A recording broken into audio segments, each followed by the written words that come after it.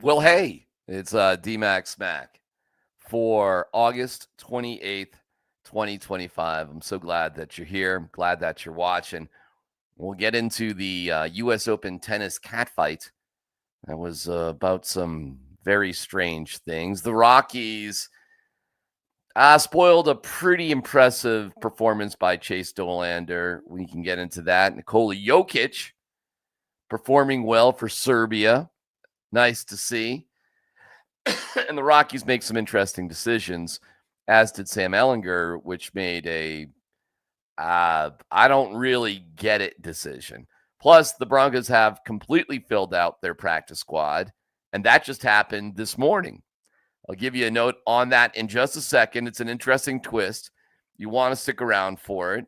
We have a dynamite show here on tap. Plus, Prime on the student section with Romy Bean, weed. All still to come here on DMac SMaK. Hope you're ready for it. We thank our great friends at Journey Spice. Listen, seriously, if you haven't ordered Journey Spice, what are you thinking? It's so simple to do. It's so delicious on all your food. You just take this QR code and blammo. You can save 10% by using the code 10Nuggets. I love Journey Spice. I love Andon and Rosa. It's an incredible company that they've built with products that are so simple and easy to use. So Journey Spice. We actually just ran out of some seasoning on steaks. Well, we have a new order coming in. And if you don't know, what you got to do is environmentally, this is the Greek citrus rub. They come in singles, in 2-packs and 4-packs. You pinch the top, comes right off, put it back on, seal it up, and you're good. It's Journey Spice for the win. We love Journey Spice. Order some today. You'll see what I'm talking about. Just go to Amazon.com. All right, I want to go back a little bit, and this is a couple of days ago before the cuts. And Sean Payton talked about the process between him and George Payton in terms of just getting stuff done. And if you think there were difficult decisions, Sean goes to great lengths to explain that this is not an easy process. Thing that was noticeable, I would say, look, our first year, I can't tell you the length of the meeting. There's always, George and I are meeting daily leading up into, call it the final meeting the night before, right? I can't tell you an hour, 2 hours. Last year, hour, 2 hours. But last night was closer to 6 hours. I mean, there was a lot of discussion, film. It was very evident that we're deeper. And I would say just strictly based on the length of the meeting and the process itself, that was very clear. And I think it was evident in the preseason games as you watched them when the second wave or the third wave went in, you saw good football. Okay. So, yeah, I think there were some difficult decisions. What was the most remarkable thing to me was the Sam Ellinger deal. That is bizarro. George Payton has a press conference today at 8:30, and we will ask him, well, if Sam Ellinger had options on active rosters, and from what I was told, it was options as a third quarterback. So, for example, Tommy DeVito, Tommy Cutlets, signed with the Patriots on their 53. They're carrying 3 quarterbacks on their 53, as did Zach Wilson with the Broncos last year. So some clubs do that. I was told that there were 2 teams in particular that wanted Sam Ellinger on the 53 as the third quarterback, not the backup, but the third. Still, that's a lot more money than just practice squad money, unless there are plans where Sam Ellinger kind of bounces up and down on the active roster. And if that's the case, if he's yo-yoing back and forth on the active roster in the practice squad, and it's tricky because every time you demote, you open somebody up to waivers. It's risky doing that. but perhaps that's a way to get the money up. And there's got to be some other plan here. There's got to be some other motivation for Ehlinger, because it just doesn't make sense on the surface. He was actually asked about it after the final preseason game. Sure. Would you be thrilled to stay here, or are you looking to try to be a 2 somewhere else? That's a tough question. Unfortunately, that's out of my hands, and all I can control is my performance and how I am on a daily basis. And so however it works out, it works out. I love being here. I love the quarterback room. I love this team. I'm really excited for the direction that I think this organization is headed. Well, it's not totally out of his hands. He did have some choices. He was given some options. I'm fascinated by it. So again, George Paton talks on Thursday at 8:30, and we'll be part of that. See what he's got to say about it. See what he's got to say about the roster in general. So we'll see. Make sure you're listening to Altitude Sports Radio 92.5 for updates on up-to-the-minute information, breaking news with our guys Mosier, Lombardi, and Kane. I'll be on from noon to 3 with Tyler and Scott to talk all about it as well. So plenty of options to react to it. The teammates love Sam. Ehlinger is a favorite. Here is Troy Franklin. Sam Ehlinger let go yesterday, but back in the practice squad. How do you feel about him kind of being back in the fold? Turned down some other offers to come here. Man, I love it. It just shows how that locker room is, and we love Sam, so it's great to have Sam. All right, well, he's on the practice squad, as are 16 other players, and the Broncos added a 17th this morning. They announced, and we'll get to the Marvin Mims news here in a second, but they announced Patrick Murtaugh. You get 16 players, and you can have a 17th player if they're from outside of the United States, an international player. Patrick Murtaugh, 6'6", 25 years old, 250 pounds, was with the Jaguars last year. He's a tight end, and he's a former Australian footballer and decathlete. Okay, so that's it. That's the Broncos' 17-man practice squad. So way to go. Way to go, Broncos. So the entire list, let me get the whole list for you in terms of the practice squad. Let's give me a second here. We go with Sam Ehlinger, Calvin Throckmorton, Jaden Robinson, Jordan Miller, defensive lineman. I should point out the 3 inside linebackers, Jordan Turner, Lavelle Bailey, and Garrett Wallow. And for Bailey, it was touch and go whether he would come back to the Broncos or not. He was thought he was going to be on the 53. He didn't make it. Reed made it instead of Bailey. Then you've got Adam Prentice, the fullback, who might again be sort of a yo-yo player. We know now that Michael Burton is out for the year with the hamstring surgery. Nate Atkins is also out for a couple weeks. So it'll be interesting how they deem the value of the fullback spot. Broncos did not add any players. Not only did they not add any players yet to their 53, but all the players on the practice squad were actually in camp with the Broncos. So they kept their guys. They didn't add anybody different. We'll see what happens at the punter position. That'll be interesting. And we may have a development at another position, unfortunately. And we'll hope for the best on this, but Marvin Mims left practice with a groin injury. Sean Payton said, hey, it's going to be okay. It's, we're all right. But, hey, man, we didn't know Burton's hamstring injury was so serious. For other players, they keep it close to their vest, which they're well within their rights to do. But just because the Broncos announced one thing doesn't necessarily mean that's what it is. I'm concerned with it. I'm concerned with it. It's a tough injury, man. Aaron Gordon was dealing with groin stuff all year and had a hard time because the way to heal that injury is rest. And a lot of it. And that's what these athletes in season just don't have. And for an explosive player like Marvin Mims, it's one thing if you're Nick Bonito and Sean says, hell, he'll be back the next day. Then you find out he's having minor surgery for bone spurs. It's another thing when a player whose speed is his game and he's got a groin injury. Other guys on the practice squad include, I'm just looking for, Michael Bandy's on the practice squad. He's a wide receiver. Maybe kind of crazy good news for Michael Bandy. Delarian Turner-Yell, Quinta Newsome, Keandre Smith was the last addition kind of late in the day yesterday. And then you go from there. So you had you lost a couple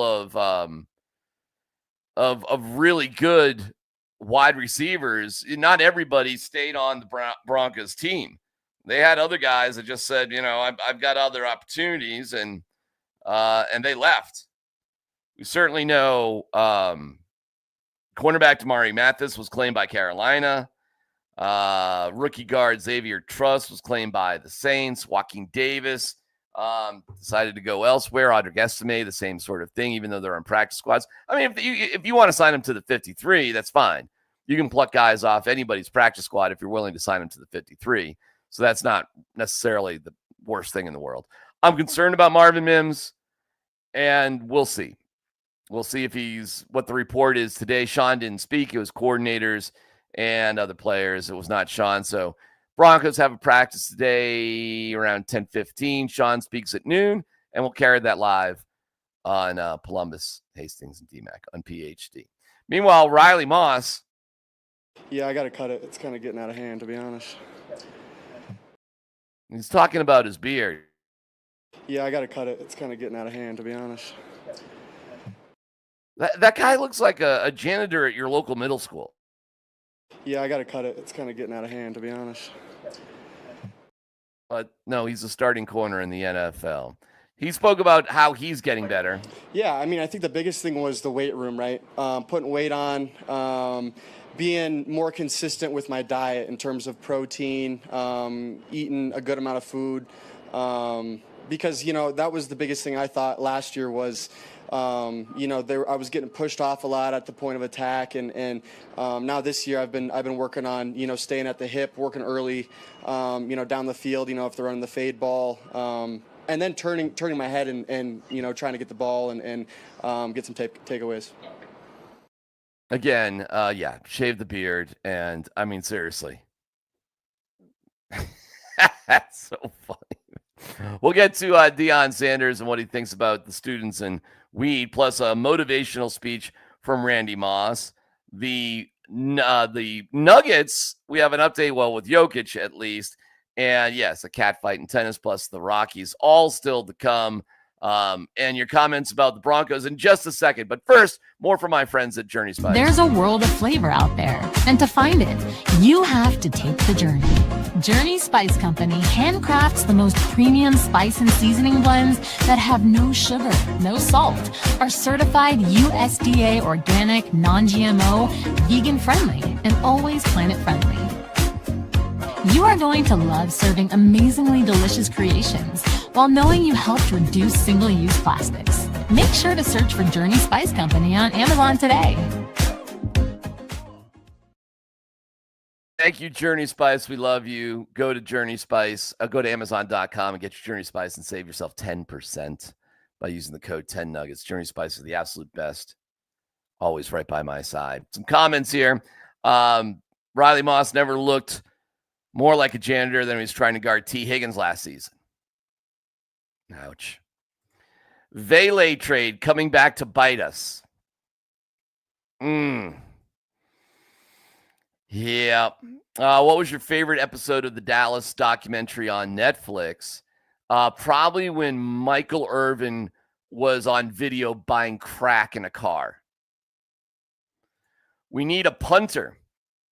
Sean Payne talked about that. So what they are apparently going to do, the analogy was hard to sort of understand. It was about at-bats, and you only get so many at-bats, and you get 4 at-bats in a baseball game, but you only get 1 at-bat. It's like you're a pinch hitter. I don't know. Sean just has word salad that is oftentimes hard to understand. Apparently what they're going to do is just stop everything quickly and just get Crossshank Redemption to punt under pressure. Listen, when you're working this hard to develop a punter, you probably made a mistake. One of the few with George Payton and Sean Payton. If the kid can work, kid. If he can work out, fine. But, yeah. Don't forget they had a punter, Riley Dixon, and they got outbid for his services.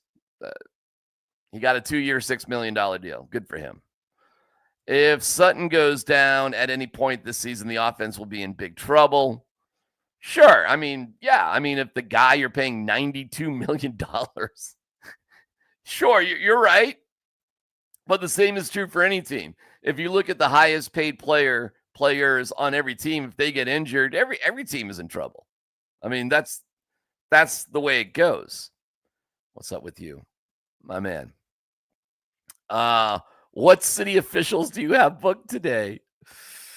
Well, we had point counterpoint when we had a representative from the mayor's office in Lone Tree, Sally Fieldercorn, on to debate Wellington Webb where the stadium should go. We don't right now. We have nobody booked, but you never know. The day is young. We could find the dog catcher from Meridian. Hope Mims is okay. I do too, but I'm nervous about it and I feel the worst. Good morning to you, Dominic, as well. Good morning to everybody. I love the comments. Make sure you like and subscribe. We'll get some more comments as we go a little bit later on. Let's talk about Georgia Tech coming to town tomorrow. Can you believe it? We've got CU football tomorrow with Georgia Tech in town. Romy Bean, who I love, she's great. She's got the Prime show going there on Channel 4. And here's what Dion Prime noticed the most about the student section. Think about Folsom, about this stadium that surprised you, that you didn't expect. Yeah. The smell of weed in the second quarter it surprised the heck out of me. Like every game, I'm like, dang, like it seems like it's like a light up quarter. You know what I'm saying? Like, so is this the quarter that y'all chose? Like, I'm serious, it's a TV timeout, it never fails, and I'm like, wow. What's going on? Because I've never been high a day in my life, so that's kind of new to me. That's a Boulder essential, I guess. Truly.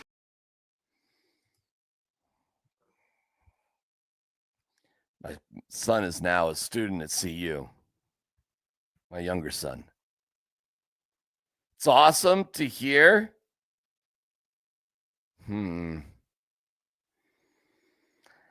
Okay. Meanwhile, let's get motivated. Randy Moss was in town, and he was giving a speech. I love Randy Moss. I think he's terrific. I was lucky enough to cover a Super Bowl where Randy Moss was sitting at a round table, not a podium. And when you're at a round table, reporters kind of come and go, and you have media sessions. And I sat there. It's a 45-minute session. I must have sat at the table for 40 minutes just listening to Randy. And I asked him a few questions, but like I said, reporters come and go.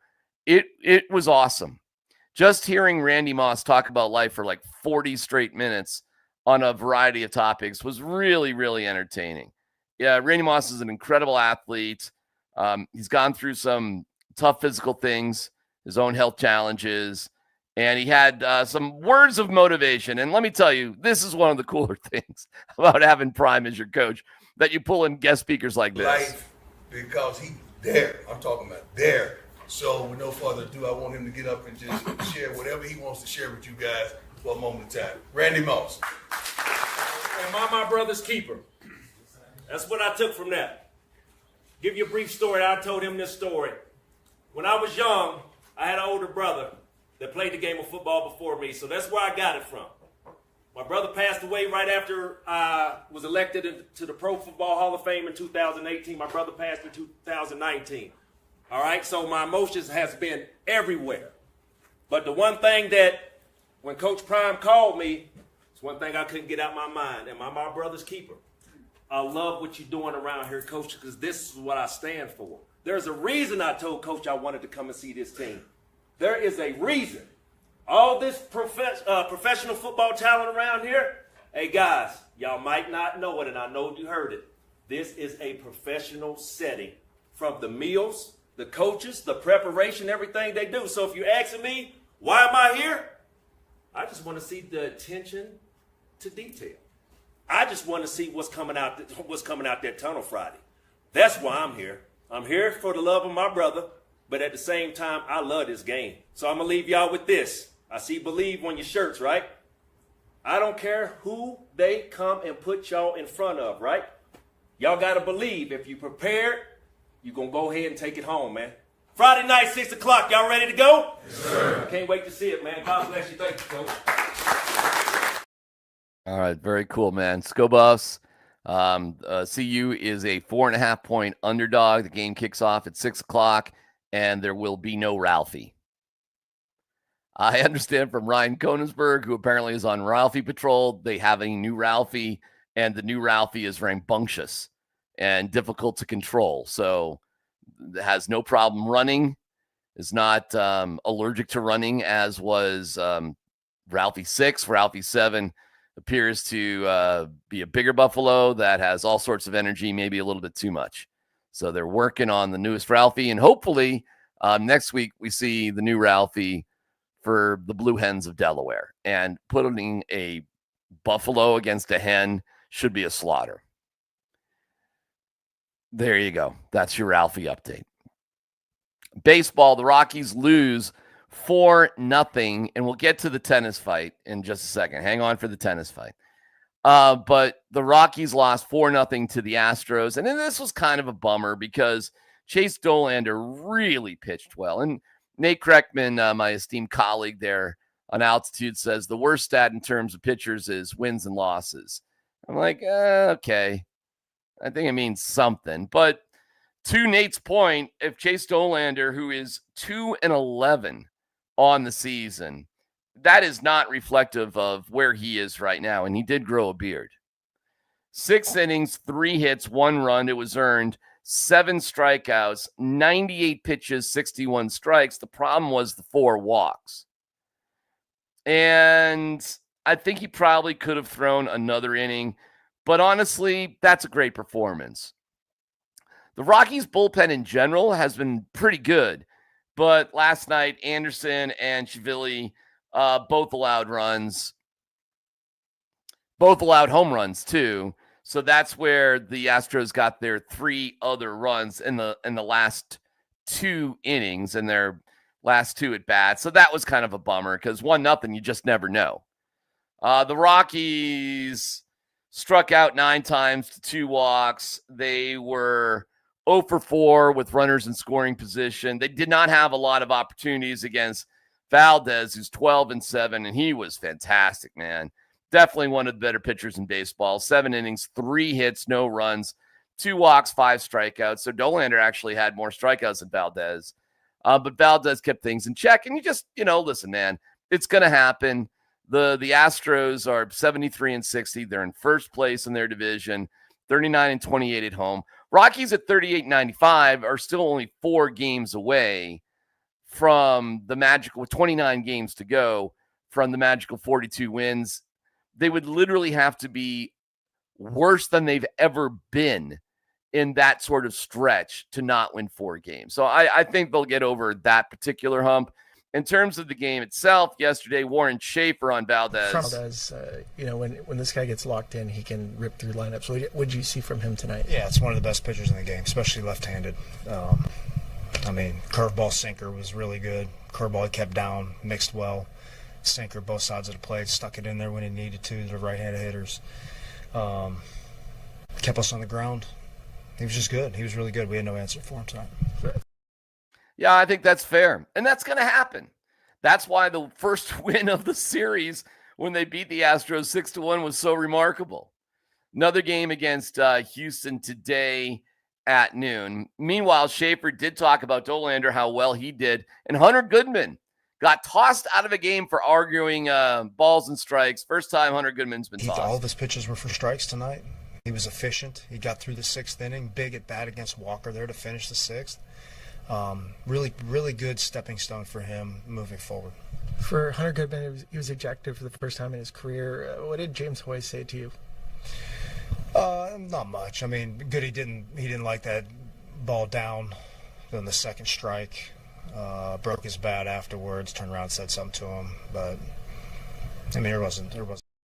Okay, so we're not freaking out about it, but it's a 1-0 game, and you lose your best power hitter. I mean, not great. Not great, Bob. Again, the Rockies get going today at noon in Houston. Okay, our moment of zen. Let me just check the comments here just for a second before I get to our moment of zen, which is tennis fighting.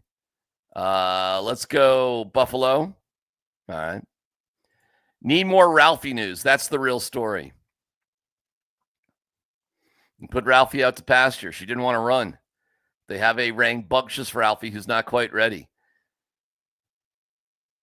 I had never seen the video of Blackout destroying one of the handlers back in Tyler's day, but that was great.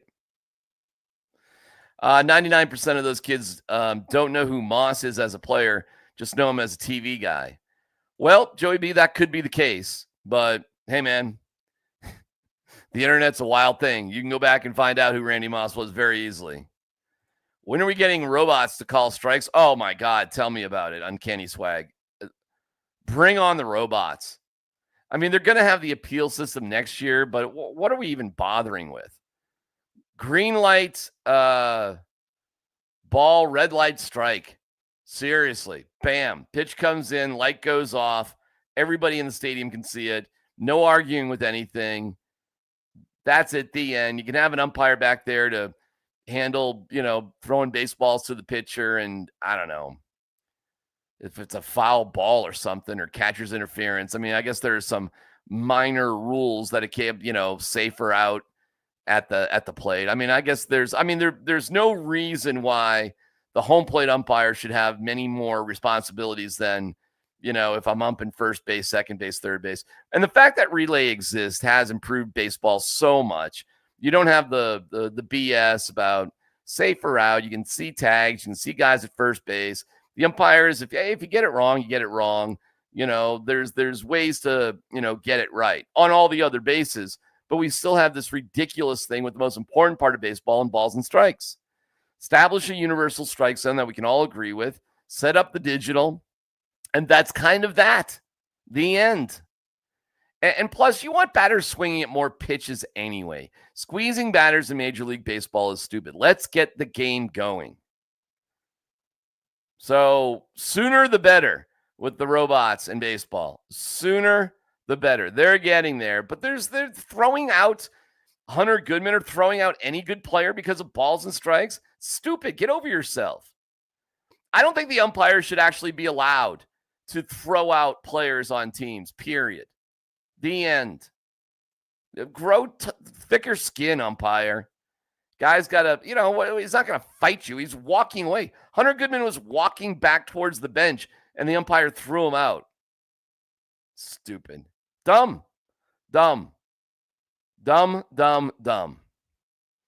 right, let's see here. Moment of zen.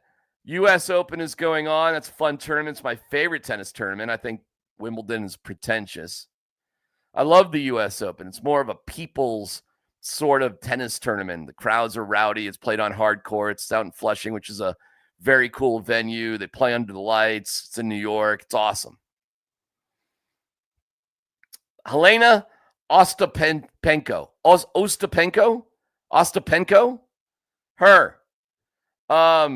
She gets all pissed off at Taylor Townsend saying she has no education and I don't know, man. The Latvian went nuts on one of ours, an American.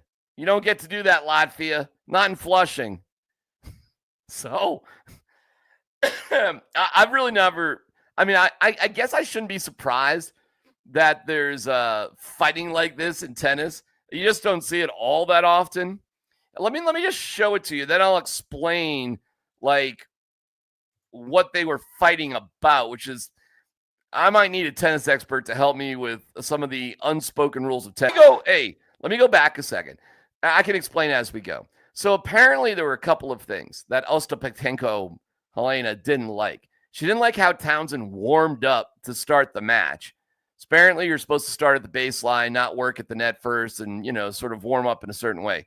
Another thing is on a net ball, like if the ball hits the top of the net and dribbles over, apparently you're supposed to say, I'm sorry. Like there's some sort of unspoken, etiquette rules of saying I'm sorry. So this is what Helena says to Townsend. She's like, you're supposed to say sorry. And Townsend's like, no, I'm not doing that. And it goes from there. That explains that. So yeah, what up? Okay. Here she is. Taylor, congratulations. Fiery match start to finish. We'll get to it all. Can you fill us in on the conversation you were having with Helena out there? Yeah, I mean, it's competition. People get upset when they lose, and you can't. Some people say bad things. She told me I have no class, I have no education, and to see what happens when we get outside the U.S. So I'm looking forward to it. I mean, I beat her in Canada outside the U.S. I beat her in New York outside the U.S. So let's see what else she has to say. I beat her in New York outside the U.S. All right. She might, I'll go with Canada outside the U.S. I don't know. I have no idea when Taylor Townsend's going to play a tennis match in Latvia. I'm going to guess never. The U.S. Open. All right. Make sure you like and subscribe. We appreciate you watching. On Tuesday or Mondays and Thursdays at 7:30 a.m., a companion piece to Mosier, Lombardi, and Kane. And, of course, on the old YouTube where you like and subscribe, you can catch anytime you want. Thanks to our great friends at Journey Spice. Spice of life. They spice it up. Love you guys. Go to Amazon.com, save 10% using the code 10Nuggets. And it does look good that myself and Mike Sanford will be returning in sort of a different format, different way to do things. But as we did last year, talking about the Broncos on Thursdays and Sundays, that at night, that looks like that's returning. We have other programming on the digital that's coming your way too, as we are Denver's #1 sports talk radio station. And getting better at all the digital stuff. That's for sure. All right. So thank you, liking and subscribing. If you're watching this and you haven't subscribed, what's wrong with you? Come on, man. Help out the algo. Like, get with it. Like and subscribe for those that are on board and watch this all the time. Thank you. We really appreciate it. And this is how we get the most updated stuff and have a little bit of fun along the way, too. Kick today in the teeth.